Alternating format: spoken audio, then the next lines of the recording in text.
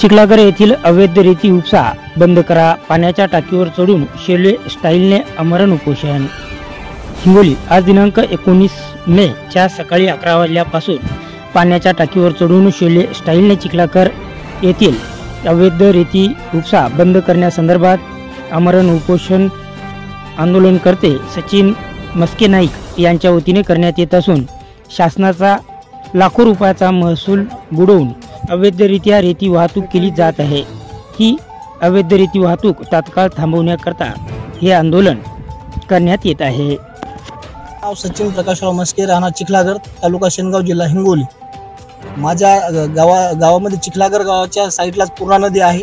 पूर्णा नदीमधून रोजचं जवळपास अवैधरित्या रेती हजारो ब्रास चिखलागरमधून या घाटामधून हजारो ब्रास माल इथून रात्रभर सकाळच्या 9 वाजेपर्यंत गाड्या टिप्पर चालू आहेत। याच्यामध्ये जे रस्ता मेन टिप्पर जायचा त्या रोडलाच आमची जिल्हा परिषदेची शाळा चिखलागरची आहे।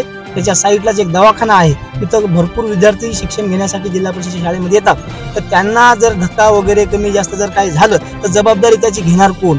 पहिला मुद्दा। त्याच्यामध्ये जर काही एखादा जर धक्का वगैरे लागला तर ती टिप्पर कोणता आहे, कोणतं टिप्पर गेलेलं आहे, त्याला कसं पकडायचं? त्या एकाही टिप्परवर नंबर प्लेट नाही। तर नंबर प्लेटचा पहिला मोठा मुद्दा भयानक आहे, कारण की सगळे टिप्पर सारखे झालेले आहेत। कोणाचं टिप्पर आहे कोणाचं नाही काही मेळ लागेल, कोणालाच पकडू शकत नाही। आपण तसं जर झालं की तसंच टिप्पर जाऊ शकते पळून, कोणा टिप्परला पकडणार आहेत तुम्ही? हे मुद्दे महत्वाचे आहेत। आणि आताच मला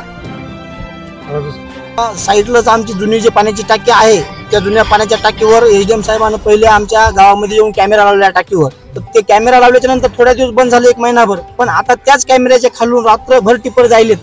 तर त्या कॅमेऱ्याची पण चौकशी व्हायला पाहिजे, किती टिप्पर गेले ते तिकडे कलेक्टर ऑफिसला साहेबाला काही कळतंय का? त्या कॅमेऱ्याच्या माध्यमातून काय फायदा होतोय का? किती गाड्या गेल्या, काय गेल्या, त्याची पण चौकशी व्हायला पाहिजे। आणि ते पाहिजे साहेबांना। हे कॅमेऱ्याच्या खालून रात्रभर गाड्या टिप्पर, मोठाले टिप्पर 4 ब्रासचे, 6 ब्रासचे, 2 ब्रासचे गाड्या चालू आहेत। त्या गाड्या एकतर पूर्ण टोटल बंद, त्याच्यावर तात्काळ बंद व्हावं, कारवाई व्हावं आणि तात्काळ गाड्या बंद व्हावं। अन्यथा नाहीतर एक गाड्या बंद व्हावं, नाहीतर मग पूर्ण हे जे चालू आहे आपलं ते महसूल विभागानं टेंडर काढावं, लिलाव करावं, नाहीतर गाड्या हे पूर्ण रेती टोटल 2 नंबरची चालू आहे हे ते पूर्ण बंद व्हावं।